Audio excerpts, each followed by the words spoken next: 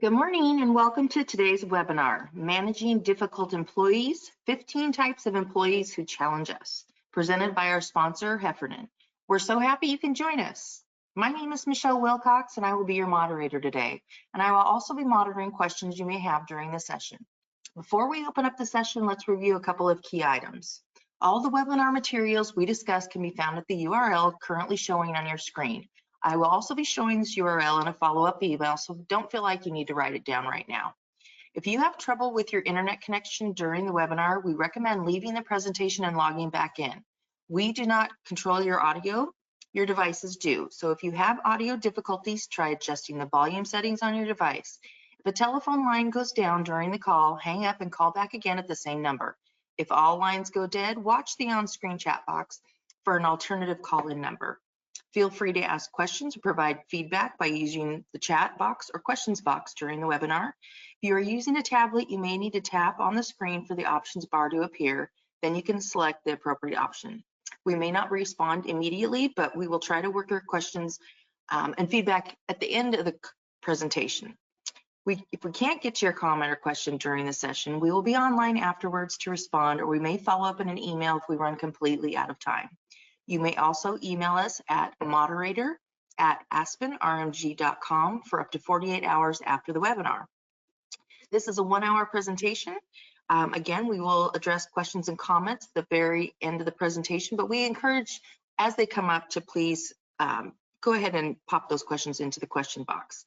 And lastly, we have a number of upcoming webinars covering a variety of topics, including those listed at the Heffernan webinar website. With that, let's begin. Our presenter today is Dr. Steve Albrecht. Dr. Albrecht is a trainer, author, and consultant and specializing in complex HR issues and security concerns. He holds a doctorate in business administration, an MA in security management, a BS in psychology, and a BA in English. He is a board certified in HR, security management, employee coaching, and threat management. He has written 24 books on business, service, leadership, security, and criminal justice subjects. And with that, I'll go ahead and hand this over to you, Dr. Albrecht. Great, thanks a lot, Michelle. Good to be with everybody today. And there we go. Thanks to the good folks at Heffernan and also at Aspen Risk Management for this platform today to talk about coaching skills and leadership and supervision and basic discussions of HR and how we deal with what I would call archetypes. Archetypes are a collection of behaviors that we see in the workplace. So when we say difficult employees, we're not profiling people. We're not pointing out one single person who has some of these criteria, but it is a collection of people that you may have come across early in your career, and you may know intimately in terms of how challenging it can be to talk, work with, coach, supervise, direct, discipline, and even terminate sometimes these types of employees. And so what this is for me is an overview of a collection of the most common ones that I've seen in my coaching career. I've been working as a consultant since '87. Started doing a lot of coaching based on my work in workplace violence prevention. In 1994, I co-wrote the first business book on workplace violence. I've been doing workplace violence, especially when I was living in California, most of my career. And obviously, a lot of situations and issues around employee behavior don't rise to the level of workplace violence. Certainly, it's an anomaly and a rare situation, fortunately.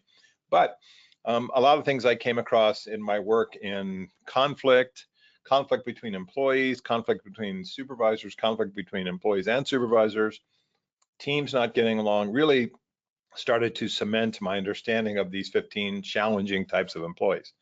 So this will be a conversation about coaching. And really, when you look at coaching, it is a feedback discussion. And I think that's the phrase that I want you to think about most in our conversation. Feedback is an easy word to semantically think about as an employee on the receiving end, as opposed to hearing the phrase constructive criticism. I try not to use ever that phrase. It's not useful for them. It makes most people, including me, when someone says it to me, to feel defensive. At that point, sometimes the conversation, the person stops listening to you and starts thinking about examples of where what you're saying is not actually true. I'm not always late. I showed up early yesterday, those types of things.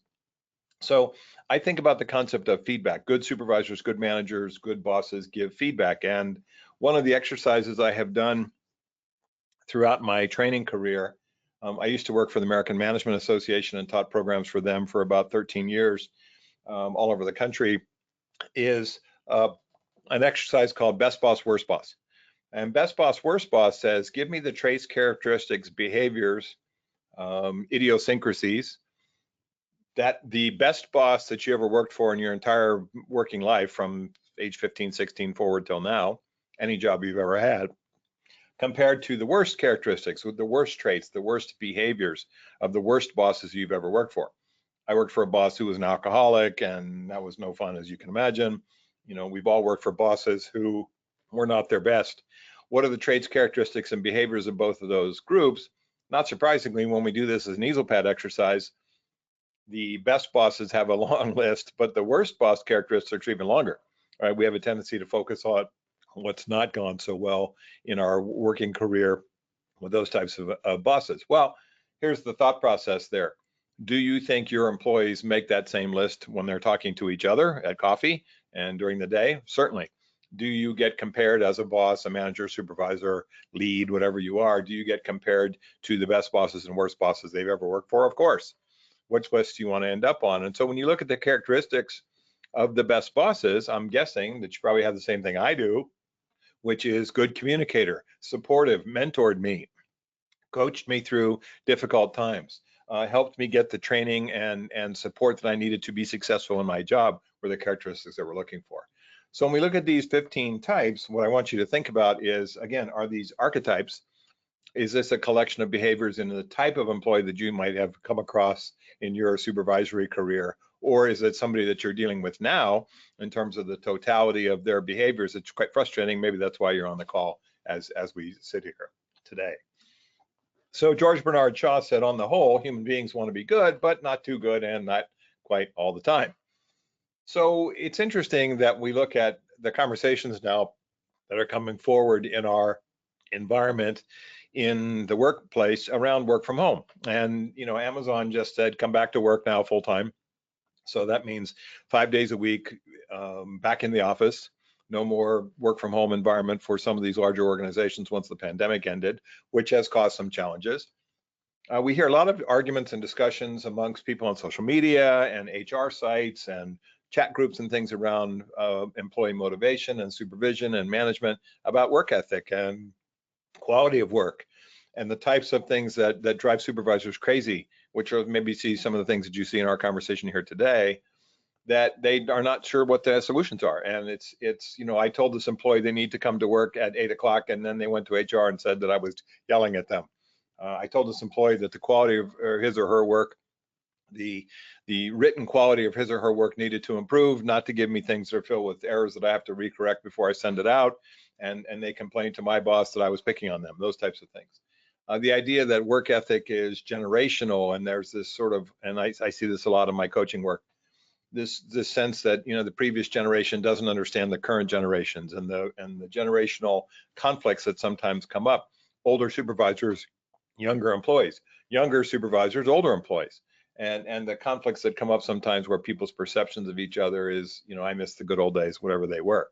So when you think about all the stuff we're talking about, put it into context into not only your current situations of the people that you're seeing and that you supervise now, but also what you have experienced as a employee coming up through the ranks, or what you have experienced when you were a brand new supervisor.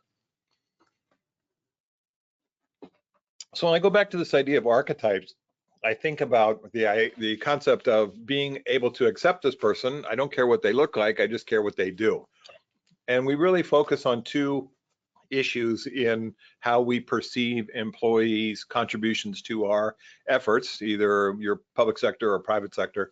Most of my work as a consultant has been since, you know, prior to 2000 was private sector, and then kind of after Columbine, I really switched harder into the public sector, and that's when I started doing work in schools and government and things like that.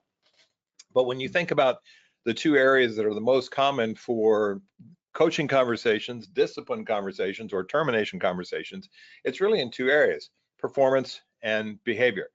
Now, here's the problem. You may see this in your HR function. You may see this as in your experience, is that oftentimes we're really quite skilled at recognizing when the employee needs a PIP, right? PIP, performance improvement plan, instead of a BIP, behavior improvement plan. We're going to talk about these two things differently because performance is quality of work, deadlines, being able to work to the task, work to the job duties and assignments, being able to work within their job description. That's performance related, right? But think about the issues that oftentimes end up in the HR office, which are behavior. And oftentimes these behaviors are things that are hard to measure because it's not a missed deadline, it's sarcasm. It's not a quality of work in terms of, errors or flaws in their data that they provide to you.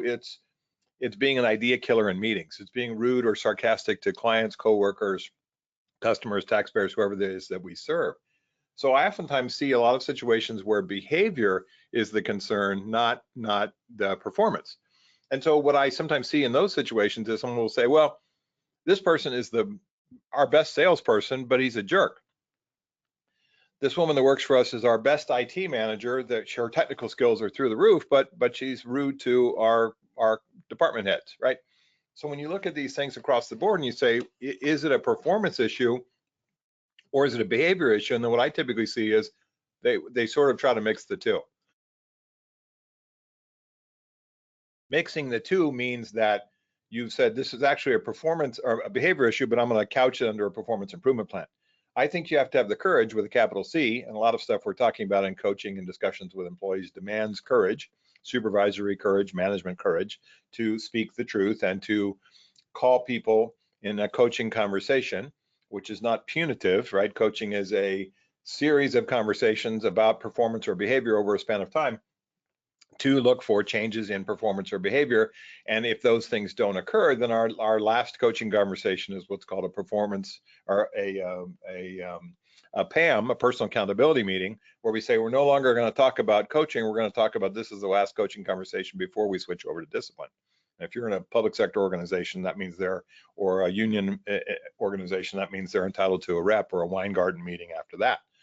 But when we look at performance improvement versus behavior improvement, I sometimes see people mix the two together. If it is performance, we address it with coaching that brings this person up to speed and either training or calling out the things that we want them to change. If it's behavior, then they need a behavior improvement plan that says stop being sarcastic, stop shooting down ideas in meetings, stop being rude to our clients on the phone, stop being dismissive of new ideas where you roll your eyes or throw down your pen and sigh and look up at the ceiling. Specific things. I would put gossip into the inappropriate behavior columns as well.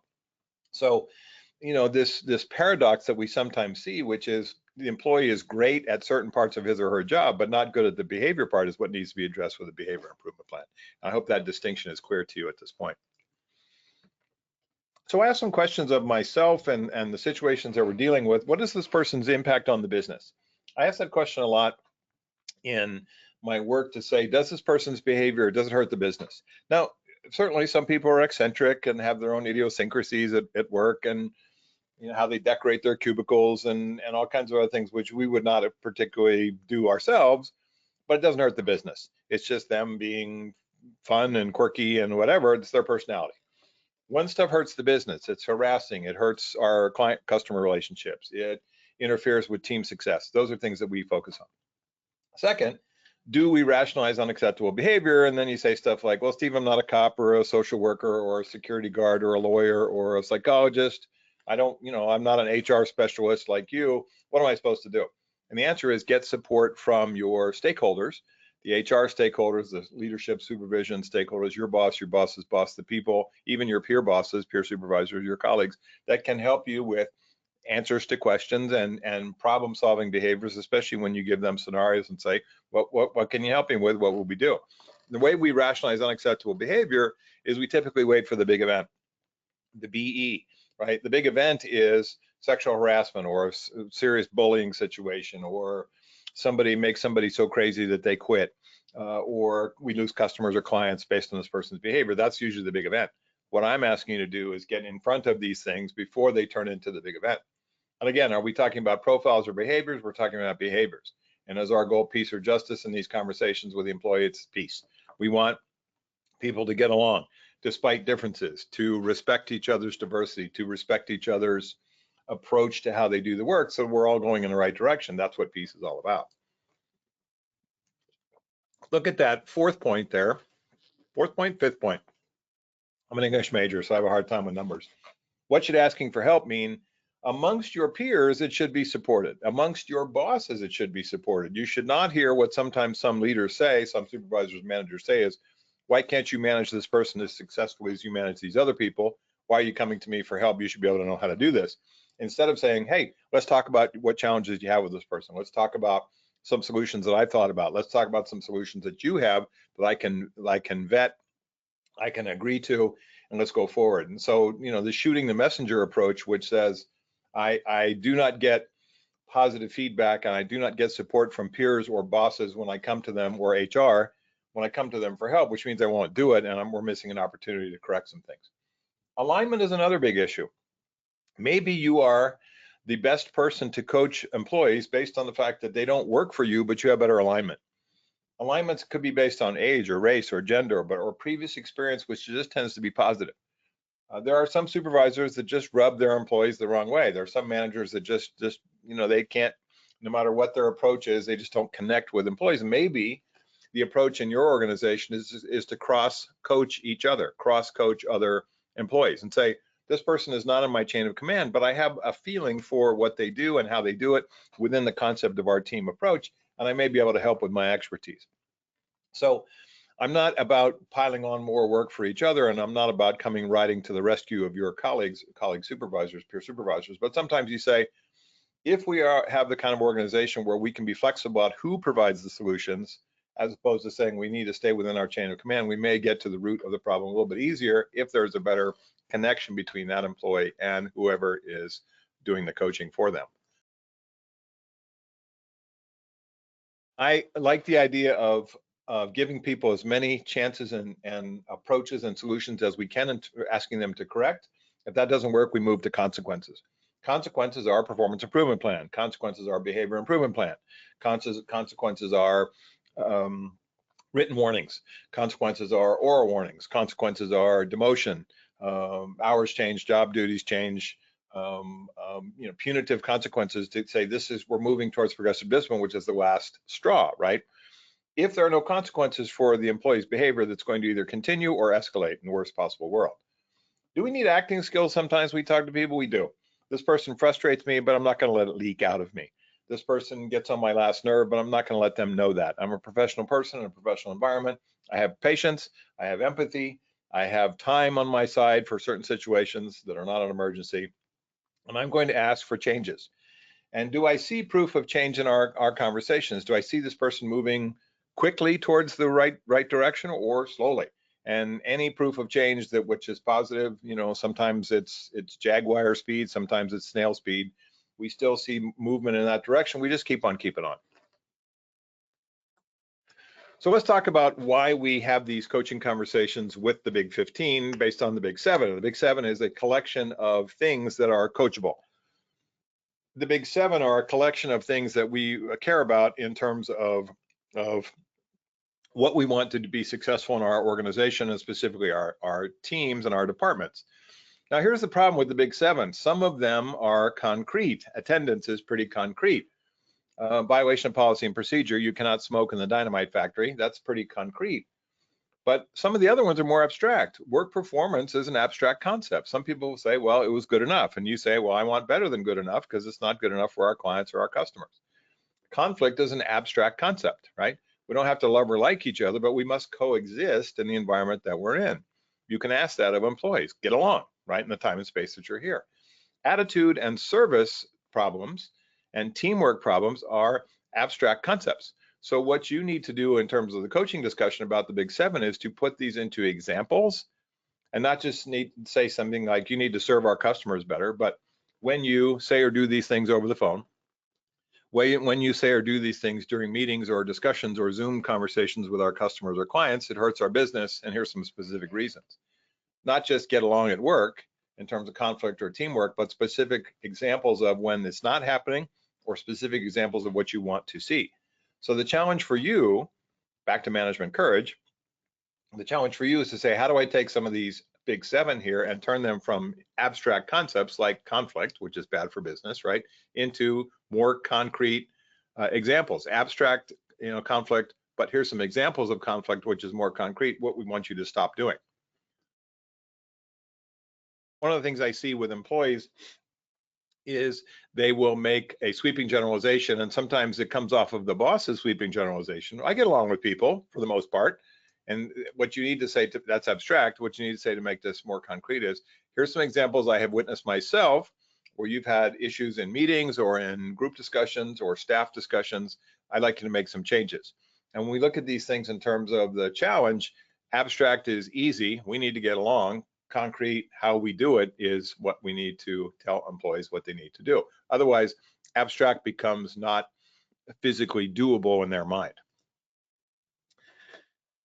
I recommend this book to a lot of people. I like it. I'm doing an actual webinar about this for my library clients. I have been doing library safety, security, and service work for over 22 years now, called Crucial Conversations. I like these guys. I like the book. I just bought the 3rd edition of this book. It sold over 5 million copies. It is not only on YouTube, but in the conversations about the book you see on social media and things like that. I think one of the seminal books about how we talk to people, and what they describe or define as a crucial conversation is having these 3 elements. Most of the conversations they say we have in life and business are routine and normal and casual, and we do fine. That's about 80 to 90%. The other 10 to 20% are crucial, high stakes for one or both parties, strong emotions for one or both parties, different opinions for one or both parties. If we agree and the stakes are low and it's not an emotional issue, moving on, that's in that 80 to 90% category. If we disagree, if the stakes are high for one or both of us, if it's an emotional issue. I just did a coaching session with a manager on Monday, and this person cried through the entire meeting. They're so frustrated about their relationship with their boss and some things that are going on with some other departments.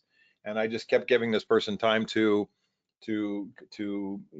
get back under control and feel better about the conversation, and just say, let's talk about some things that make you feel like you want to stay in this job. But it was very, very difficult. A crucial conversation, high stakes. This person feels their job's at risk, strong emotions, obviously tears, and different opinions, not from me, but from the people that this person is dealing with. So I look at this measure of crucial conversations and say, how many of these do we have? And here's the issue, that we don't actually recognize until they are right in our face. High stakes, strong emotions, different opinions as to what to do. So the Crucial Conversations book gives us kind of an early warning to the complexity and the difficulty sometimes of these coaching conversations with our employees. So we define coaching as a pre-disciplined conversation about performance or behavior, meaning don't keep going down this road or you're going to end up in a discipline situation. How about post-discipline? I've had many post-discipline conversations with employees who have come back, and managers and supervisors, come back from sexual harassment, racial harassment stuff, after being suspended or demoted. I've had people come back from suspensions for behavior or performance. Post-discipline, not nearly as much as pre, but certainly possible. A series of conversations that help the employee along his or her career path, meaning if they want to develop in their career, which probably means promote or go to the next level, you can help them do that. That's kind of a mentorship part of coaching. And then the last one, a collection of behaviors coaching that identifies some training gaps where they need skill improvement, solves conflicts between individuals, one-on-ones, and between teams. It rewards people by giving them praise for what they do, and it makes the performance evaluation process easier. It is easier for you to write thorough, complete, legal, supported performance evaluations when you keep coaching files on your employees and say, we've talked about these specific issues positively and negatively over the span of the rating period. So we look at coaching and say, it's executive level, strategic, it's career development, it's helping people get to the next level, it's performance improvement, it gets them training to get their job skills improved. But the ones that I spend a lot of time on for this group of 15 is typically corrective. Stop doing this, start doing this, keep on doing what you're doing, which we like. And then special problems coaching typically is around off the job issues, referral to employee assistance program, things like that. So we're going to focus mostly on the corrective coaching issue. So this is the model I use all the time. I like it. Keep, stop, start. Keep doing this, employee, because it's good for us, it's good for the business, it's good for the team. Stop doing this because it's not good for what we're doing in our business, and start doing this. Now, you can ask them for some of these, keep, stop, start. What do you think you need to keep doing? And sometimes employees will have insight, say, well, I think this is working. Is it okay to keep doing this? And you say, yes. You say, I bet you probably want me not to do this, this, and yes, I'd like you to stop that. Thanks for agreeing with me. And then the toughest one is the starts, because it is a wide variety of possible solutions. What they're looking for from you is permission to do those things. And if you can do it within your range, it's not an HR discussion or issue or a senior management approval, then say, yeah, let's do that. Let's start doing that, either next week or immediately, depending on the issue. I think about the 3 C's for coaching. It is communicate, clarify, and commit. Talk to them about what you want. Listen without interruption. Get their support through an active listening conversation. Clarify specifically. Paraphrase what you think that they have said so that they get it. Come up with solutions that you can buy into and that they can agree that they know how to do or put into place. Here's the toughest one of all, the commit. Have you ever had a conversation with an employee and they agree wholeheartedly and completely, and you leave the meeting and you go, wow, I'm a great leader, I'm a great supervisor, I'm a great manager, and they go back to doing what they did, and you say, why didn't they make the change? And the answer was, they said whatever you wanted to hear to get out of the meeting. They said whatever you wanted to hear to end the meeting as quickly as possible by agreeing that yes, they need to do those things. So we need to follow up our meetings with emails or recaps. We should say to them, is there any obstacles? Are there any obstacles that you see that I need to address right now before I turn you loose? Is there anything we've talked about you don't think you can do? Because when I'm going to ask you to go forward and do these things that we've discussed here, I want to make sure that we're on the same page and you don't just agree with me and then go forward and make no changes. That's the coaching recap that needs to happen.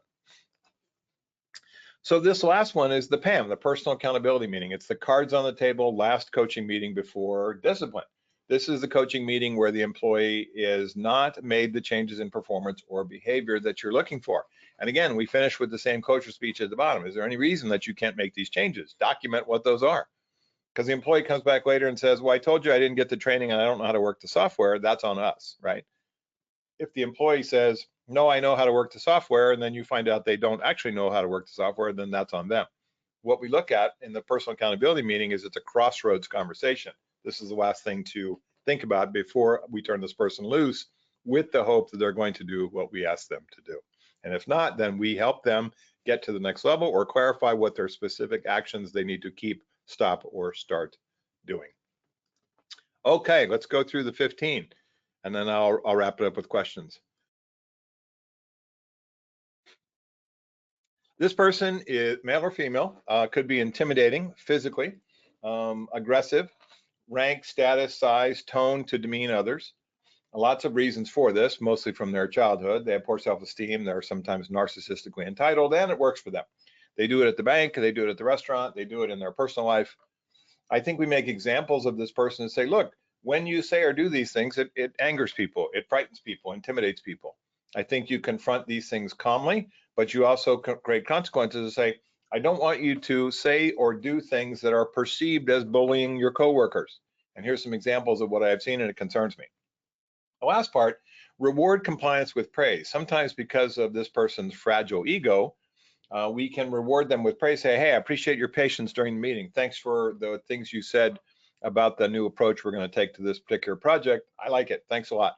Because these people don't get a lot of praise in their lives because of this bullying perspective tends to make their relationships, personal and professional, toxic.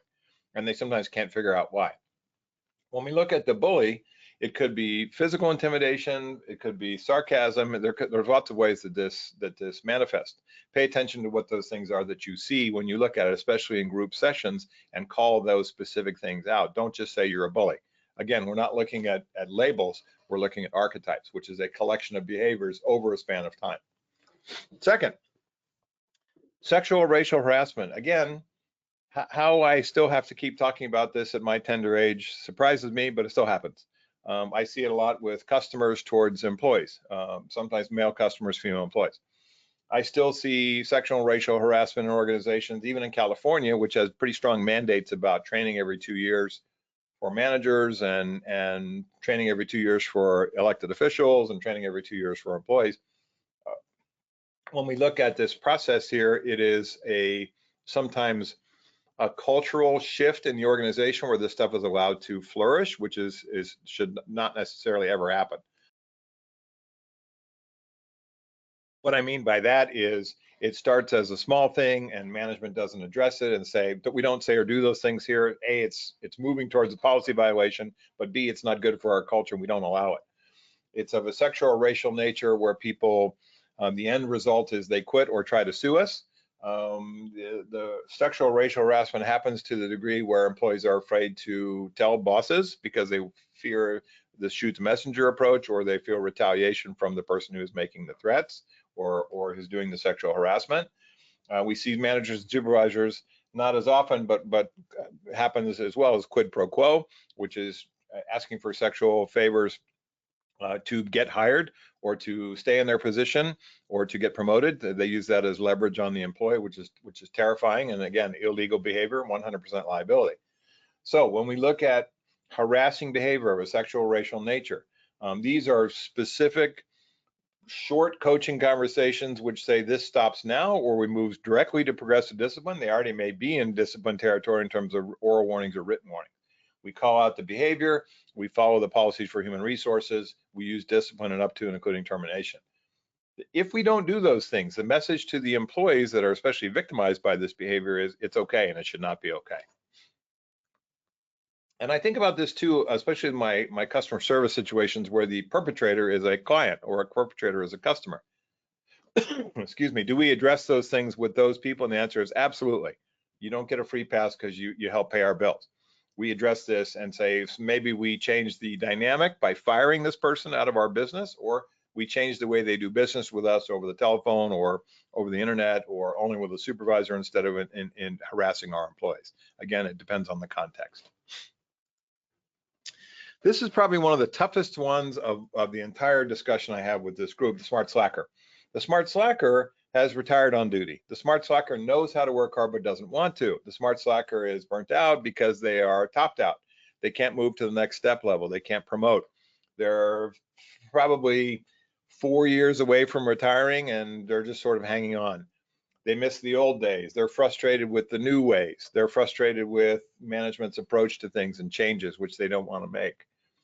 This is very challenging, especially if the employee in question here used to be a peer of yours and now you're their boss. Oftentimes in a conversation, I'll have to say to them, you know, you and I work together. Now I'm in charge. This may frustrate you. And they either went for the position and didn't get it or didn't bother to promote for it and are upset because they didn't get a magical promotion without actually putting in for it. You can remind them of their legacy employee status. You've been here a long time. Your contribution is based on your technical skills and your knowledge of things, and your historical knowledge is very important to us, but I'm not seeing it anymore. I want your help. I want your support. I want to be able to come to you. I want to be able to tell you things and not have you give me sarcastic answers. And I think we use the personal accountability meeting, the PAM, if coaching has not worked with this person. And you know, the question is, would we ever fire the Smart Slacker? And their belief system is never. I've been here too long. But I've seen these folks get fired because they just show up and don't do anything except walk around with coffee all day and criticize everybody and everything that's going on because they are frustrated and they feel like their contribution is not being supported. Sometimes what I say to the Smart Slacker is, what do you want to be doing that you're not doing? Can I spin them off and give them individual projects? Can I put them in a work team where they get along with people? Can I break them out of a work team where they're not getting along with people? This is probably the most challenging of everybody on the list because this person knows how to do the job, doesn't want to. The dolphin's kind of a funny description, but if you think about the curve, right? When they're up out of the water, leaping up in the air, they're doing really well. When they go back under the water and they go into deep dive, they stop doing well. And so they have this up, down, in, out, above the water, below the waterline relationship with work and effort. And the only time they tend to work hard is performance evaluation time or around the time of progressive discipline, and when it's really almost in the too late category, or around the time of a performance improvement plan. It's not usually a behavior issue with them, it's performance. So If you are over their shoulder, which we would define, and they don't like this, but we would define as kind of micromanaging, they tend to do their work. When you back away and let them do their thing on their own, they take their foot off the gas. Second one there, you can see in the reasons, similar to the plow horse, and I'll talk about the plow horse, is a type of employee who pulls the plow, just reasonable work within job description, job duties, nothing spectacular, but nothing bad either, until they run into an obstacle. They run into a rock in the field and they just sit on the plow. So they'll sit there for 2 weeks until you come by and go, hey, what about that? Did you get that vendor information? Like, oh yeah, well, I called, no one answered, and no one's ever told them we'll call back. When we look at the dolphin, we have to give them examples to say, here's where you were doing exactly what we wanted you to do, and then here's a span of time where you didn't. Attendance, quality of work, actions, whatever it happens to be. Again, pointing things out, not just anecdotally, you need to be better, but here's specific areas where I've seen a rise and a fall in your performance. Maybe they need more praise, maybe they need more supervision, maybe they do this because they're frustrated, maybe they do it because they want more contact and discussion with you. And you say, well, they're supposed to be autonomous, know how to do their stuff. Perhaps they need more contact with you. This is another tough one, the passive aggressives. If you have these people in your personal life, you know who they are. Passive aggressive, the hallmark is you leave the meeting with this employee and you're kind of bugged and you don't know why. You leave the meeting with this employee and they made it seem like they're the victim and they act wounded when you ask them to do things. When they are at their peak, they get everybody upset at them and they go, what's the big deal? This is a learned behavior. They do this to frustrate people and it's passive aggressive. And so it's kind of fuzzy and like grabbing on to mist in the air. It's foggy, you can't hold on to it. I think you give them specific examples where they have done passive aggressive things. And what they're looking for is you walk away frustrated and don't confront the behavior. What they're looking for is that you get frustrated and walk away. I think with this group, you can still demand high performance. I think with this group, you can still do performance improvement plans and behavior improvement plans, even though they act like they're not the problem, somebody else is. These folks are chronic blamers. They flip the script around oftentimes. This is a really tough one for me because I had a lot of them in my personal life in the old days, and very difficult sometimes to get them to take responsibility for their actions. They continually flip the script, they turn the mirror around and face other people. Get some advice from colleagues or coworkers or peer bosses or HR about what you think works best with this person, because they're really good at flipping the situation around and somehow it's your fault. This is kind of a variation of the passive aggressive. The champion employee loves to point out problems with everybody else. They run to you or to HR, oftentimes with complaints that are not that big of a deal. It's not actual policy violation. They love to point out when other people are standing around. They love to point out when other people are making mistakes. They love to point out, people over here joking around about stuff. And I think I heard a word, it should be violation of policy, and actually completely out of context, it's not.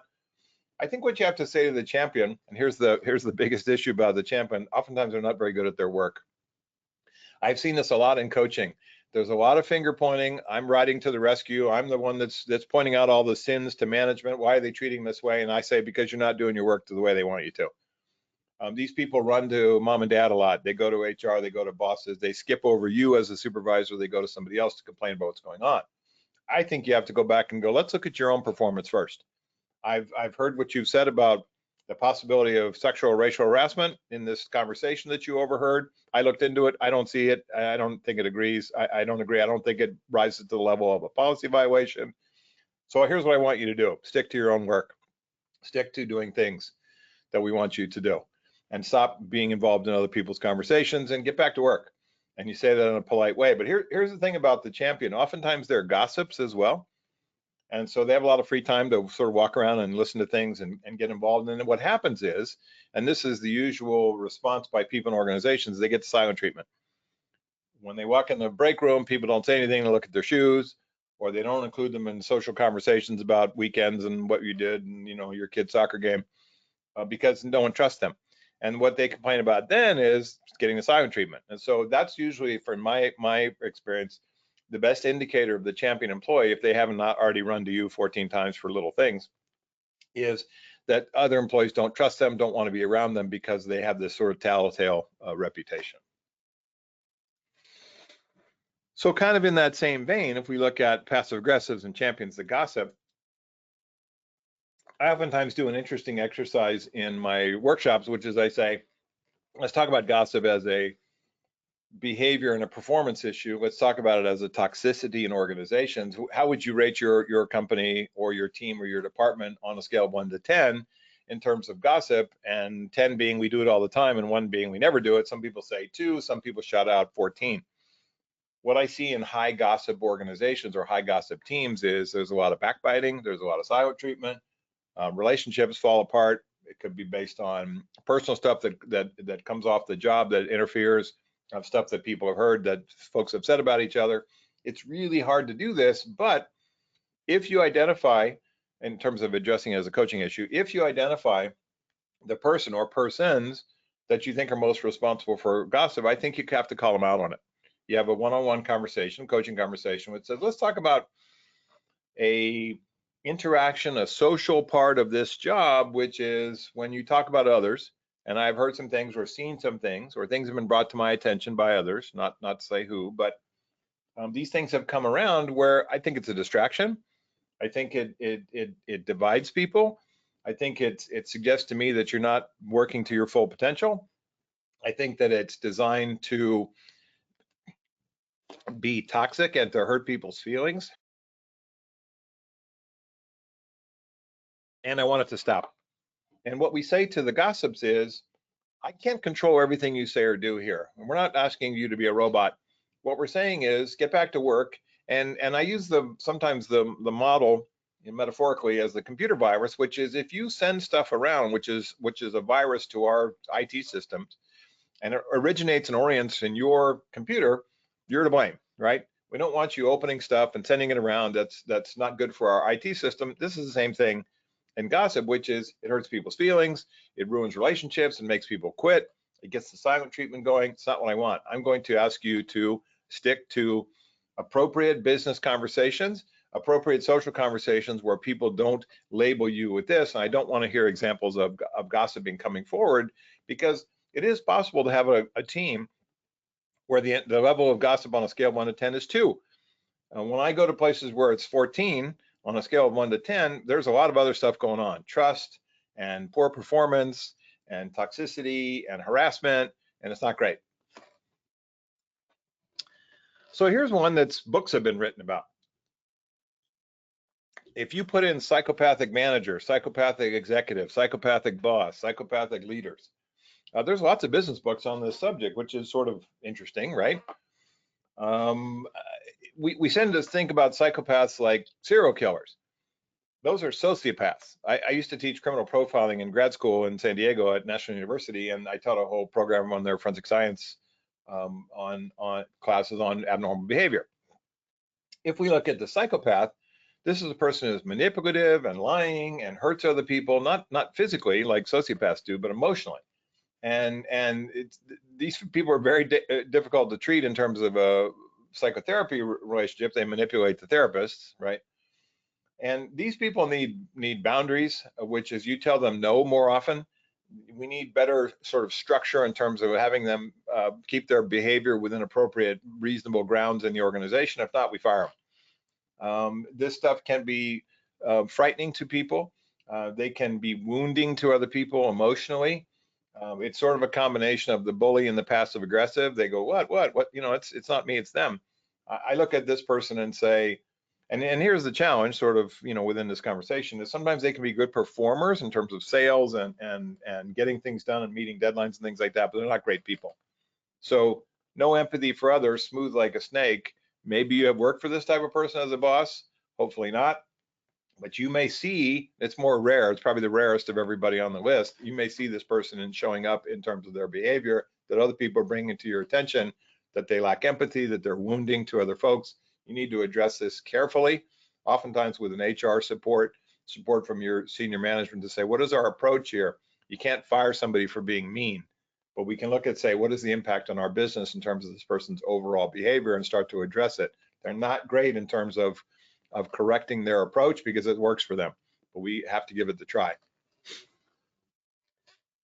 The injustice collector is another one that kind of similar to the champion. They're constantly suspicious of other people. Their paranoia is, you're going to try to fire me. I bet you're going to walk me out of here. You're going to boot me off this project.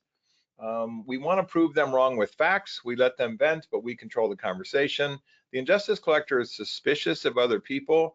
They fear the worst. I think you have to reassure them. I think you give them praise when they are doing well. But sometimes they are suspicious of everybody in terms of their motives. They read into situations. Their degree of paranoia sometimes gets in the way. You say, hey, would you like a cup of coffee? And they go, why? Instead of saying, yes, I'd like one, or no, I would not. So it's that kind of suspicion that's built into a lot of things. I think their self-esteem is quite low. They're fearful of people in situations where they don't feel like they have all the information. I think giving them praise and support when they have earned it is useful. But again, this one is the one where we have to sometimes walk around and carefully and with, treat them with kid gloves. It's not a great relationship in terms of the employment. Sometimes they don't last because they don't get what they want out of the organization. The narcissist, this is again a very popular one in terms of the world revolves around me. It's a defense mechanism for them, so they actually feel unworthy and insecure, and they double down on their bullying behaviors or stomping on people. I think you use examples. I think you point out things that they have said or done that hurts other people's feelings. Give them praise, but not too much. Use reality checks to say, hey, I understand what you're saying. I'm gonna make a boss decision here. This is what I want you to go do, instead of saying, I'm gonna let this person act like they're in charge. The statute is an interesting one in performance evaluation meetings. They just sit there. The statute just sits there in coaching meetings. The statute just sits there in staff meetings. And if it's not a language barrier or the person's highly introverted, maybe they've been criticized once in front of people and they never forgot it. Sometimes you have to draw them out with safe questions. These people, and I sometimes put myself in this role as well, hate icebreaker exercises. Stand up and tell the group 3 things about you. They hate that. Give them safe ways to respond. Say, Dave, what do you think about what we've talked about in terms of how soon you think you can apply it, and what kind of technical challenges do you see? And give them a way not just to have an open-ended conversation, but maybe answer more concrete ways that are easier for them to stick to what they know.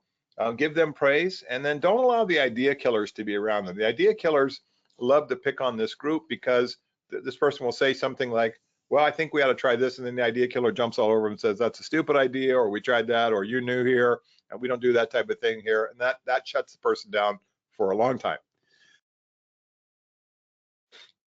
If you think about the idea killer as being the type of person who can stifle creativity and shoot down the brainstorming activity, these people, the statues, will double down on that, say, well, based on being embarrassed in this meeting, I'm not saying anything to anybody ever. One-on-ones with them maybe tend to work better. If they are not contributing in the one-on-one conversation, you might just say, is there anything about our relationship? Because I feel like I'm having a lot of one-way conversations. I want you to give your opinion or your thoughts back to me, but I'm not getting it. What am I doing wrong? And sometimes maybe something comes out that happened to them significantly, or there's trust issues. But I think what's one of the concerns about their person is we want to give them the opportunity to feel heard. If they don't want to contribute, is there a way to help them feel safe while they do it? And if not, if that's okay to them, then it should be okay to us as well. Anybody ever had to have the hygiene conversation with an employee? That's a tough one.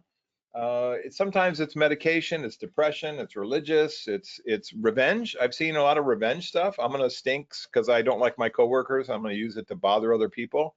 Does it hurt the business? The answer is yes. It hurts our relationship with team members, our coworkers and colleagues. Certainly customers and clients aren't gonna like it. Look at that last part down at the bottom there. This is what my psychotherapy friends call having a care-fronting conversation.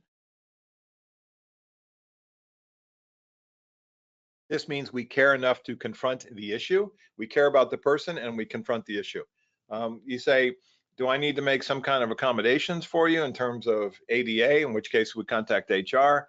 Do you need some time off? Is it something that you have in a medical concern? I don't have to know the medical issues, but we can certainly talk to HR about our medical benefits program. Try to get to the root of this without hurting this person's feelings.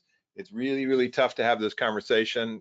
It's one of those one-on-one private conversations, which is hard to do, but it is definitely necessary. Sometimes they're embarrassed by it. Sometimes they go, yeah, I don't care. Sometimes it's depression. There's lots of stuff that may be going on here. This may be a referral to your EAP program, employee assistance program as well. A couple others as we wrap up. If you have questions, I'm happy to take them. The challenger, the know-it-all, this is a big one. They usually do this in groups. The close cousin to the idea killer. They set loud tones in staff meetings. They feel self-righteous about stuff. They challenge you in group meetings. And I think what you do after the meetings, you pull them aside and say, hey, Larry, can you stick around after the meeting?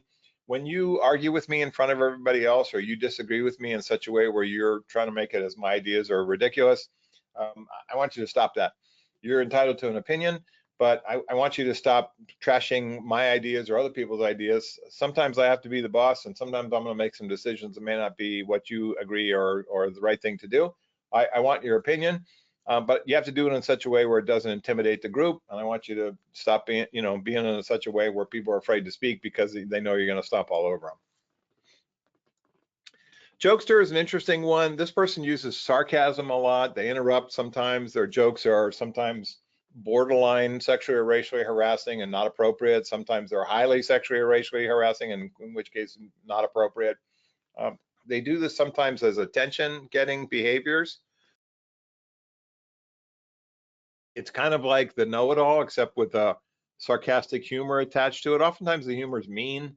Sometimes the humor is immature. It's pranks or it's stupid stuff that people say and to get attention. They do it sometimes to disrupt the business or disrupt the conversation of the meeting we're having. It impacts the business in a negative way. We give examples. And sometimes we use extinction. Extinction is, I'm not going to address it during the meeting. I'm just going to wait a few seconds and the person says their thing and everybody looks around, and I'm going to go back to the meeting. The extinction process sometimes works with these people by saying we're not adding fuel to the fire. If you address their joke or comment, if it's highly sexually harassing or highly racially harassing, of course we do it at that moment.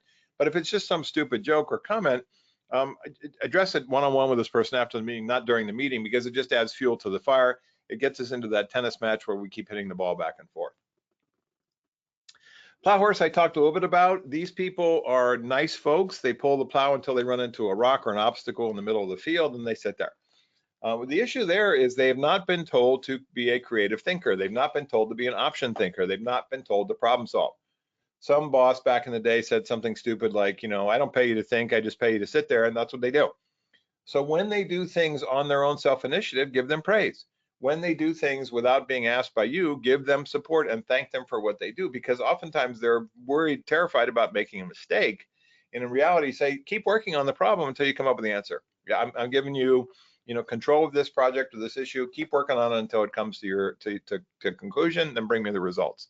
And praise is what these folks need, and the permission to problem solve, the permission to keep working on through it, because they are step by step, this first and then number two, second, and number three, third, linear thinkers, and they've been punished for thinking outside the box, so they don't. We need to change that mindset for them. Okay, so that's the 15, and then the last one is the shining star. The shining star or rising star is the person who may be in charge of your department while you're off doing an offsite client meeting, or you're at a conference or something, or on vacation. These people work hard. They're liked and supported by other people. Now, there's two issues with the shining star. One is be careful not to burn them out. You can give them too much work and too much responsibility, and it burns them out, and they're like, I don't get any days off from this work. And then the second one is you can also create teacher's pet. Teacher's pet is they get to go to the fun training. Teacher's pet is they get to go and do stuff while other people don't. They have a pipeline to you in terms of conversations that other people may not think they have. So your shining star can be burnt out by too much work, and also this teacher's pet process. And when you think about the performance evaluation with the shining star, they're always something that we can do in terms of career path or career development, which they can work on. So we look at coaching in kind of 3 steps, moving left to the right. We're in a teaching or tutorial mode. as they start to understand what we want them to do and start to develop the skills, the training, the experience, the confidence, it moves to an advisory role for us. And then the last one is assisted discovery. They're doing it themselves. They bring the results to you, and we're happy and satisfied with the results. They have moved from these steps over weeks, months, or years to get to this right-hand stage in a perfect world. That's what the coaching dynamic means to me. So think about the last skill of walking the talk is the skill of influence. It's a hidden tool. It's not just telling people what to do, but it is selling it. It is stepping up and boldly or gently convincing people to follow your directions, walking the talk, maybe get your hands dirty once in a while, step in and do things, not lying, keeping people informed about what's most important to them, which is typically their job, and doing the right thing on behalf of their people, your people, when it's the right thing to do. So Michelle, back over to you. Happy to take questions in the time we have left. If people want to stay over, I'm happy to do that as well. Thanks for your time and attention, everybody. Thank you so much. Okay, we have one question so far. It's kind of specific to their company, but let me just throw this out here. And if you want to address it and not in this environment, we can go ahead and send an email to her directly. But the question is, we have an employee who has outbursts on the floor. It's a manufacturing environment. His numbers are great. However, small thing is out of order. As he approaches the start of its day, he becomes angry and visceral. It's visceral anger. He talks to himself out loud, complaining about things he believes are wrong with the company, and constantly threatens, constantly threatens to resign. He thinks he's the best at his job over his coworkers. He's underpaid and believes he's making the company so much money. While he's underpaid and continuously points out others who take extended breaks or those that he thinks are underperforming. I don't want to be judgmental, but I believe he appears to be on the spectrum, but of course we can't know that. We've had, what would your guidance be to this situation? They've had multiple conversations with this employee about his specific behavior. Yeah, it sounds like a combination, you already know this, a combination of some of the things we talked about, that kind of champion. There's a little bit of paranoia there. There's a little bit of entitlement there. Sometimes they feel that they're not working to their full potential, even though they know they are, but management doesn't recognize that. It can be really challenging because there's not one fix for them. One thing I may think about is, who's the best person to talk to this person in terms of alignment? Do they have somebody that they respect as a lead or a supervisor where they would listen to this person and say, let me just point out some stuff that I'm seeing or hearing. I kind of sense a pattern. I don't know if you have any kind of off-the-job stressors, but if you do, I want you to know that we have an employee assistance program. Here's how that works. Nobody knows about it. It's confidential. When you have outside anger, do you recognize it scares people? When you have visible anger, do you recognize that it makes people not want to be around you in some cases? And so what does that mean to you? And sometimes they say, I have anger issues and I've been working on it. Sometimes they don't realize that it has impact on other people. I kind of get my spider sense tingles a little bit in terms of the threat assessment piece as well. I think it's useful to have a conversation with HR and your supervisor management leadership team to say, what are some solutions for this person? If they do have a behavioral outburst, what are some solutions for this person? And do we move them into another position where we get their job skills, but maybe less stress on them? So there's it's kind of an onion type of employee. I do get a little spider sense in terms of the potential for lashing out at other people. And we have to respect people's medical issues. We're not prying into their personal lives, but sometimes we look at their behaviors, which are not necessarily performance driven, right? They could be a very good employee, but they have some stuff that rubs people the wrong way or makes people afraid. We need to address it in the best ways to do it kind of in a team approach. But I would think about the EAP referral in a polite way, and calling them out on some of the anger behaviors and say, do you realize it scares people? Do you realize it makes people uncomfortable? We don't want people to be uncomfortable around you, but that stuff, where you say or do these things where you get super angry, it kind of frightens folks. What does that mean when you do it? And kind of figure out, there's oftentimes anger is a secondary emotion. It's related around depression and frustration and some other things. That's good advice. What if an employee doesn't want to be coached? Yeah, I think that's, you look at a collection of behaviors in terms of accountability and responsibility and performance and interactions and say, which one of these are hurting the business? And if they don't want to be coached, then we say, guess what? You're going to be coached. Because the next step, if you don't want to be, is discipline. And to avoid that and to make it easier on us, let's talk specifically about the things we want you to do differently and give us some feedback if we're wrong. Tell me what I'm not seeing, or give me some reasons why you may do these things, because coaching is part of my job. And it's something I do every single day, either just walking down the hallway, talking to people, or, you know, having a cup of coffee, or after a meeting. But I think, you know, their idea that they don't want to be is not their choice. You know, we have a right as supervisors and managers to address performance or behavior that needs to be improved. Gotcha. What approach would you take for a senior leader that is acting abrasively in front of their team or towards the team or outside vendors? Yeah, I have that a lot. And the question I always ask is, who's this person's boss? And maybe that person's boss has courage to address those things. Maybe it's a board of directors, maybe it's the outside company attorney, but I typically go to that person's perceived boss and say, here's some of the things that I'm seeing that hurt the business, that makes it hard for people to want to work around or for this person. And if everybody has a boss, you know, and if it's a owned company that there's a board of directors, somebody has to step in and say, let's talk about this person's conduct in our organization. Because what happens is this stuff goes on forever. That's where liability sometimes comes in. Great. Can we get one more question in real quick? What's the best way to deal with insubordination? Excuse me. When you look at insubordination, it's oftentimes done because this person is missing something. They're angry at you for getting promoted. They're angry at somebody else. They're angry at you because you didn't promote them, promoted somebody else. There's usually a reason for it. There's a disrespect connected to it. Sometimes you have to dig deeper and say, how long has this person been this way? Was there a turning point that sort of caused this? Was there kind of a crossroads? Was there some missed opportunity in their employment with us, which they're still angry about? And then ask them about it. You know, I get this sense when I say this and you say this in return, that you're frustrated, that you're angry. I don't usually use the word insubordinate, but sometimes you say, you know, when you lash back at me like that, I'm surprised where this stuff comes from. So I'm not asking you to be a therapist. I'm just saying, ask those types of questions that can dig deeper a little bit, and sometimes you can find the root cause of why this person is this way.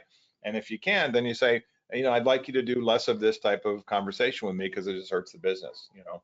So it's really two steps, which is try to figure out the root cause. Second is try to address it. And if the third one, if that doesn't work, is to say, here's what I want you to do. Stop acting this way.